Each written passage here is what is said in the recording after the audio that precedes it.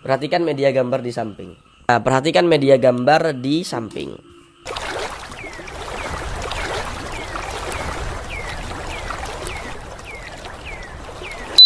Assalamualaikum warahmatullahi wabarakatuh. Apakah Bapak dan Ibu saudara semuanya masih belum lancar di dalam membaca Al-Quran? Kemudian masih belum memahami ilmu tajwid? Mari belajar mengaji Al-Quran bersama kami. Akan kami jelaskan tajwidnya dengan pelan-pelan, sehingganya dengan penjelasan tajwidnya yang pelan-pelan, semoga Bapak dan Ibu saudara semuanya dapat langsung dengan mudah dalam memahami ilmu tajwid Al-Quran. Karena dengan kita mempelajari ilmu tajwid, kemudian kita memahaminya, kemudian kita bisa menerapkan dengan sendirinya ketika membaca Al-Quran, maka tentulah akan memperbaiki bacaan Al-Quran kita. Semoga yang belum lancar membaca Al-Qur'annya bisa segera lancar. Selanjutnya kami senantiasa mendoakan semoga Bapak dan Ibu saudara semuanya diberikan kemudahan dan pemahaman dalam mempelajari ilmu tajwid Al-Qur'an, kemudian juga diberikan kemudahan dalam berusaha untuk melancarkan bacaan Al-Qur'annya. Dan semoga Bapak dan Ibu saudara semuanya senantiasa diberikan kesehatan oleh Allah Subhanahu wa taala, dipermudah segala urusan-urusannya, dikabulkan segala hajat-hajatnya, dan semoga senantiasa dilancarkan rezekinya oleh Allah Subhanahu wa taala.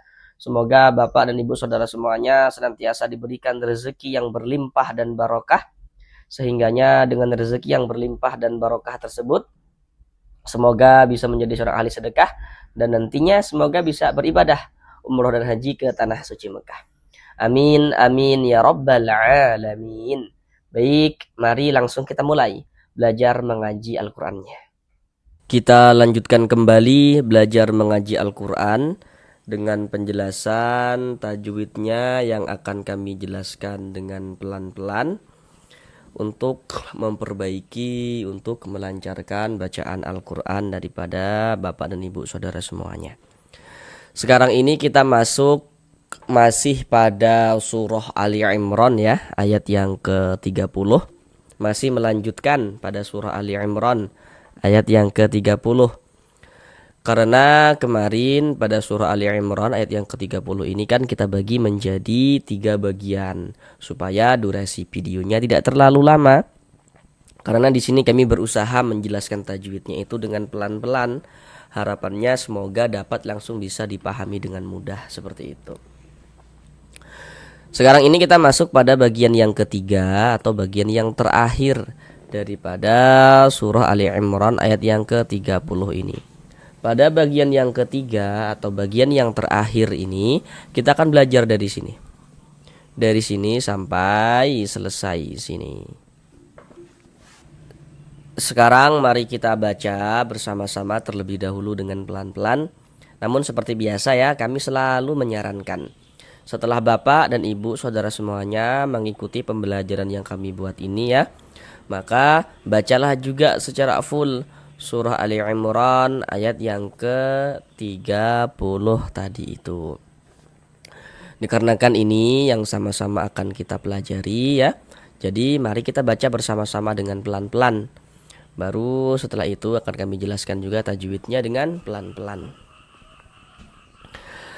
A'udzu billahi minasy syaithanir rajim.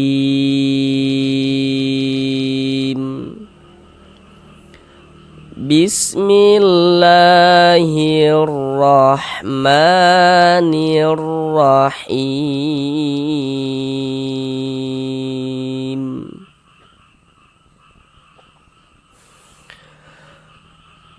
Wa yuhadzirukumullahu nafsah.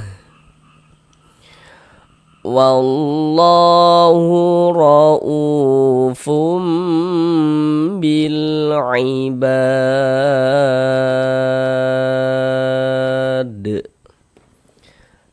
Sekarang mari sama-sama kita uraikan tajwidnya dengan pelan-pelan. Pertama di sini wa yuhadzirukumullah. Huruf ra kalau dia memiliki harokat dhammah. Ini namanya harokat dhammah ya, atau tanda baca dhammah atau baris dhammah. Nah, tandanya tuh seperti ini. Jadi huruf ra tuh kalau dia memiliki harokat dhammah seperti ini atau harokat fathah. Nah, ini harokat fathah nih. Baris satu di atas huruf namanya harokat fathah atau tanda baca fathah atau baris fathah nih. Huruf ra memiliki tanda baca dhammah, atau di bawah nih huruf ra memiliki tanda baca fathah. Maka huruf ra dibaca tebal, dibaca tafkhim. Sehingga ketika kita mengucapkannya itu pangkal lidah kita atau pangkal lisan kita naik terangkat ke atas. Ketika kita mengucapkannya, nah ditebalkanlah huruf ra-nya begitu. Wa yuhadzirukumullah, dzirukumullah. Ini kita baca kumullah. Jangan dibaca kumulla, tapi dibaca kumullah. Nah, ditebalkan, lafaz Allahnya ditebalkan. Huruf lam jalalahnya itu kita baca tebal, kita baca tafkhim. Mengapa begitu? Jadi kalau kita membaca Al-Quran, kemudian kita itu bertemu dengan lafaz Allah. Nah, ini lafaz Allah. Lafaz Allah nih, jika sebelum lafaz Allah ada ini nih, ada harokat dhammah. Kalau sebelum itu maka yang kami maksud yang berposisi sebelah kanan kita. Nah, sebelah kanan ini lafaz Allah, sebelah kanan lafaz Allah mana? Sebelah kanan kita mana? Sebelah sini kan. Nah, jadi kalau ada lafaz Allah, sebelah kanannya ada ini nih, ada harokat dhammah ya. Ada tanda baca dhammah. Lafaz Allah sebelah kanannya atau lafaz Allah sebelumnya nih ada ini nih, ada harokat dhammah atau tanda baca dhammah. Maka lafaz Allahnya dibaca tebal. Huruf lam yang di tengahnya nih, huruf lam yang ada tanda bacanya nih, huruf lamnya lafaz Allah nih, huruf lam jalalah nih, kita baca tebal, kita baca tafkhim. Sehingga kita baca kumullah. Nah, seperti itu. Sama dengan ini, lafaz Allah. Ini lafaz Allah nih, sebelumnya ada ini nih, ada harokat fathah nih, ada tanda baca fathah. Maka lafaz Allah juga dibaca tebal, dibaca tafkhim. Sehingga ini kita baca wallah, jangan dibaca walla, jangan, tapi dibaca wallah, seperti ditebalkan wallah, wallah. Nah, yang dapat menebalkan lafaz Allah itu ya, yang dapat menebalkan lafaz Allah itu ada dua bentuk tanda baca, ada dua bentuk harokat. Yang pertama yang dapat menebalkan lafaz Allah, ini harokat dhammah ini atau tanda baca dhammah ini. Yang kedua ini harokat fathah ini atau tanda baca fathah. Jadi kalau kita membaca Al-Quran itu kita lihat-lihat, kita perhatikan, bertemu kita dengan lafaz Allah. Perhatikan, jika sebelum lafaz Allah ada tanda baca dhammah atau ada lafaz Allah sebelumnya ada tanda baca fathah seperti ini nih, maka lafaz Allahnya dibaca tebal, huruf lam jalalahnya itu kita baca tebal. Kita tebalkan begitu. Sehingga ini kita baca kumullah, di bawah kita baca wallah, seperti itu. Kemudian di sini ada alif lam, setelahnya huruf lam. Perhatikan media gambar di samping. Nah, jadi kalau kita membaca Al-Quran itu, kalau bertemu dengan huruf alif lam yang letaknya jejer itu nanti dia akan terjadi hukum tajwid itu. Ya ini kalau tidak alif lam qamariyah ya alif lam syamsiyah dia begitu. Nanti dia tuh masuknya pada pembahasan bab hukum tajwid, hukum lam sukun seperti itu. Nah, jadi kalau tidak alif lam qamariyah alif lam syamsiyah. Nah, coba perhatikan media gambar yang di samping itu.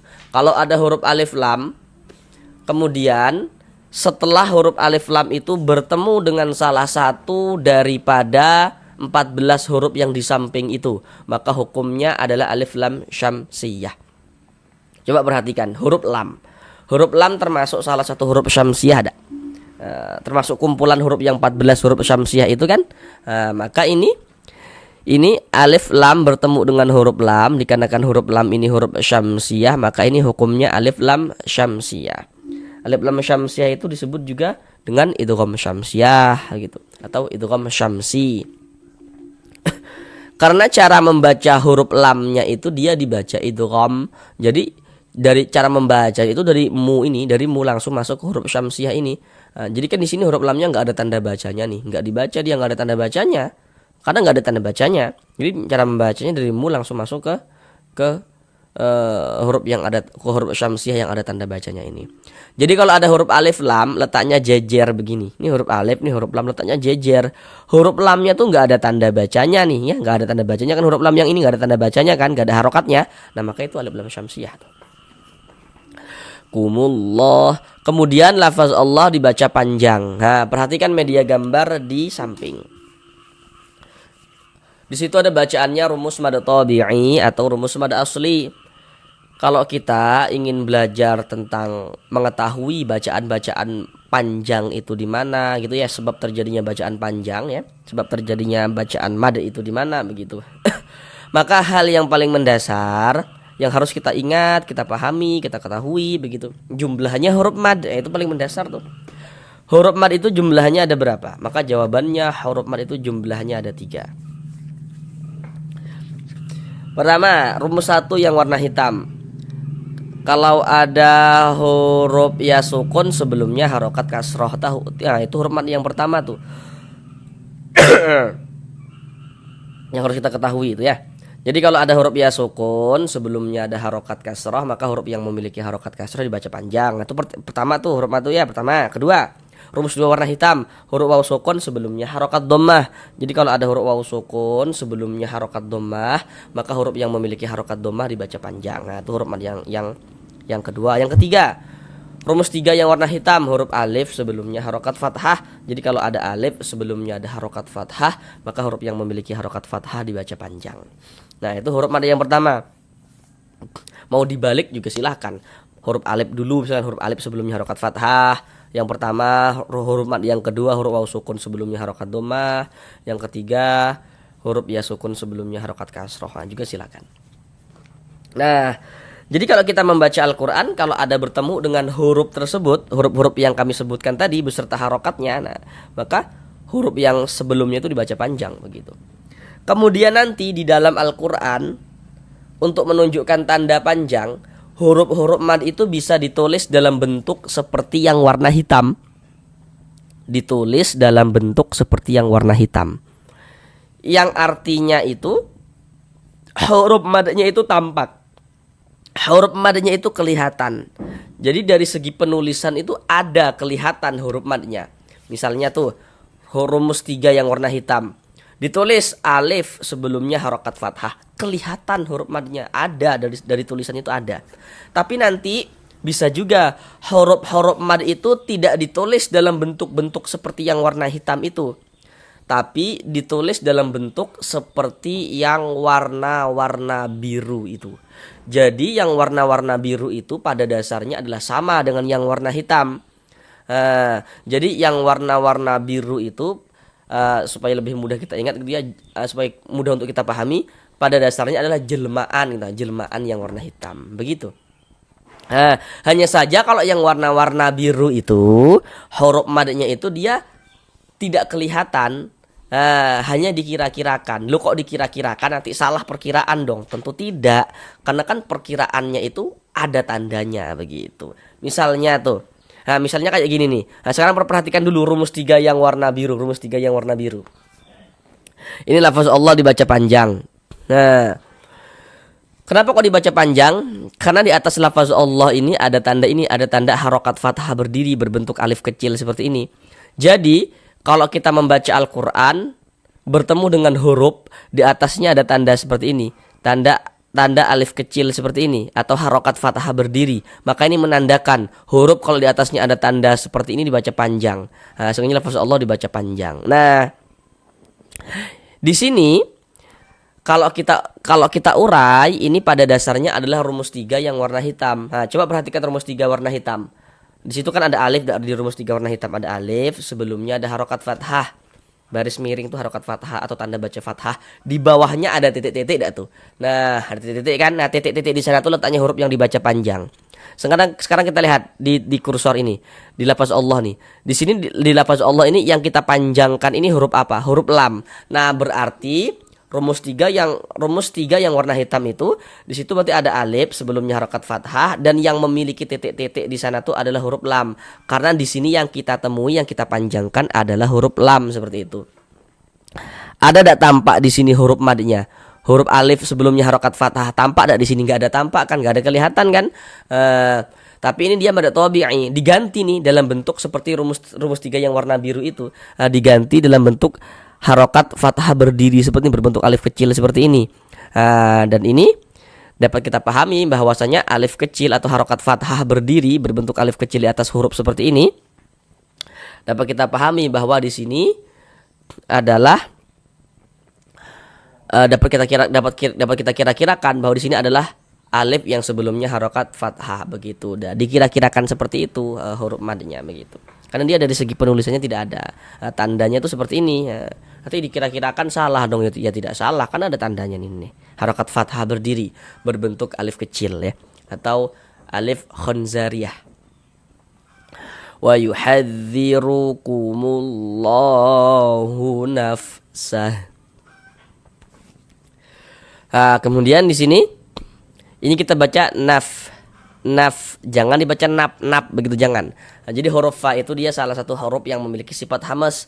Jadi kalau kita mengucapkannya itu ada nafas yang mengalir, nafsah seperti itu. Ini kita baca nafsah. Kalau berhenti di huruf h kita baca nafsah. Jangan dibaca nafsahu, jangan. Mengapa begitu? Kalau kita membaca Al-Quran, kemudian kita itu berhenti, berwakaf di huruf yang tidak dibaca panjang, maka hurufnya kita sukunkan. Ini kita membaca Al-Quran, berhenti kita di huruf H. Huruf H tidak dibaca panjang. Tadi apa kami katakan? Kalau berhenti di huruf yang tidak dibaca panjang, hurufnya kita sukunkan, kita matikan. Sehingga ini kita baca nafsah seperti itu. Mungkin nanti akan bertanya-tanya, loh, kok huruf H ini kok tadi dikatakan tidak dibaca panjang begitu? Sedangkan ini kan ada tanda panjangnya nih, ini tanda bacaan panjang nih. Harokat dhammah terbalik ya. Ini kan tanda bacaan yang mengisyaratkan huruf tersebut dibaca panjang. Nah, ini huruf H, ini huruf H al-dhamir. Ini huruf isim dhamir. Jadi huruf H dhamir ya. Kalau terjadi kalau ada huruf H dhamir yang diapit oleh dua huruf yang berharokat ya, oleh dua huruf hidup. Jadi di sininya nih huruf yang berharokat nih, di sininya bukan huruf sukun, atau di sininya juga bukan huruf sukun. Jadi dia di tengah-tengah huruf yang hidup nih. Maka huruf hal dhamir ini dia menjadi mad silah qasirah. Di sini ini mad silah qasirah namanya. Mad silah qasirah. Kecuali kalau di sini ini hamzah, misalnya di sini misalnya hamzah, nanti menjadi mad silah tawilah. Karena di sini bukan hamzah ya. Maka dia menjadi mad silah qasirah. Dan mad silah qasirah itu mad silah ya, mad silah. Baik itu mad silah qasirah, mad silah tawilah, berlaku tanda panjangnya kalau kita wasolkan saja. Kalau kita wakafkan dia gugur tanda panjangnya. Nah, ini kalau misalkan kita tidak berhenti di huruf H, kita wasolkan nafsahu wallah. Nah, berlaku tanda panjangnya huwallah, dibaca dengan dua harokat. Tapi kalau misalkan kita berhenti di huruf H, kita baca nafsah, gugurlah tanda panjangnya, seperti itu. Kemudian di sini ada tanda waqaf, bentuknya itu qaf dengan lam yang bermakna al-waqfu aula. Jadi maksudnya tuh berwaqaf lebih utama. Jadi kalau menemukan tanda waqaf seperti ini, maka yang lebih utamanya itu kita berwaqaf dulu, kita berhenti dulu, kita ambil napas baru lanjutkan lagi bacanya, itu lebih utama. Kemudian di sini wallah sudah kami jelaskan ya. Ini huruf lam jalalahnya dibaca tabkhim, dibaca tebal. Kenapa kok dibaca tebal? Karena ada harokat fathah ini ya. Tadi sudah detail kami jelaskan di atas tadi. Kemudian di sini alif lam bertemu dengan huruf lam nih di atas nih. Huruf alif lam bertemu dengan huruf lam, maka ini adalah alif lam syamsiyah. Nah, kemudian lafaz Allah dibaca panjang. Ini tadi sudah detail kami jelaskan. Yang di sini tadi ya sama nih. Tanda panjangnya ini nih ada harokat fathah berdiri berbentuk alif kecil nih. Mad tabi'i dia ini mad tabi'i panjangnya dua harokat. Wallahu ra'u, huruf ra dibaca tabkhim, sudah kami jelaskan juga tadi, dibaca tebal. Ra'u, dibaca panjang. Ini namanya adalah mad badal. Namun perhatikan dulu rumus di samping itu. Rumus di samping. Perhatikan dulu rumus 2 yang warna hitam. Nah, di rumus 2 warna hitam di situ dapat kita lihat ada waw sukun sebelumnya harokat dhammah. Ada waw sukun sebelumnya harokat dhammah. Jadi kalau kita membaca Al-Qur'an ada waw sukun sebelumnya harokat dhammah, maka huruf yang memiliki harokat dhammah itu dibaca panjang begitu. Nah, seperti rumus 2 yang warna hitam tuh. Contohnya tuh seperti ini. Nah, ini kita membaca Al-Qur'an, bertemu kita dengan huruf waw sukun. Ada huruf waw, ada tanda sukun, huruf waw sukun atau huruf waw mati. Nah, waw sukun, huruf mati itu maksudnya sama saja. Ada huruf waw sukun sebelumnya ya. Kalau sebelum tadi sudah kami ingatkan sebelah kanan kita supaya mudah diingat lagi. Huruf waw sukun sebelumnya atau sebelah kanan waw sukun di sini nih ada harokat dhammah nih. Tanda baca dhammah, maka huruf yang memiliki tanda baca dhammah dibaca panjang, sehingga dibaca panjang. Nah, tapi ini namanya adalah mad badal karena ini yang kita panjangkan adalah huruf hamzah. Nah, jadi huruf hamzah yang mendahului daripadanya huruf mad ya, atau huruf mad nih sebelumnya hamzah. Ini huruf mad waw sukun sebelumnya harokat dhammah. Nah, huruf mad kan, tapi yang memiliki harokat dhammah adalah si hamzah. Nah, maka dia mad badal. Jadi kalau ada huruf hamzah dibaca panjang, huruf hamzah dibaca panjang sebab dia memiliki tanda panjang, itu adalah mad badal. Mad badal itu terjadi hanya pada huruf hamzah saja. Untuk pembahasan tentang mad badal ini secara lengkap sudah kami buatkan videonya. Silakan lihat di bagian playlist video. Di situ sudah kami jelaskan dengan detail tuh. Kenapa kok dikatakan badal, pembagiannya mad badal begitu. Panjangnya 2 harokat juga. Ra'ufum bil ibad. Tanwin setelahnya adalah huruf ba. Perhatikan media gambar di samping. Kalau ada nun sukun atau tanwin. Nah, yang perlu kita ingat seperti ini. Kalau kita membaca Al-Qur'an di mana ada nun sukun atau di mana ada tanwin, maka di situ terjadi hukum tajwid. Tanda baca tanwin itu bentuknya ada 3 tuh. Coba lihat yang di samping panah tuh.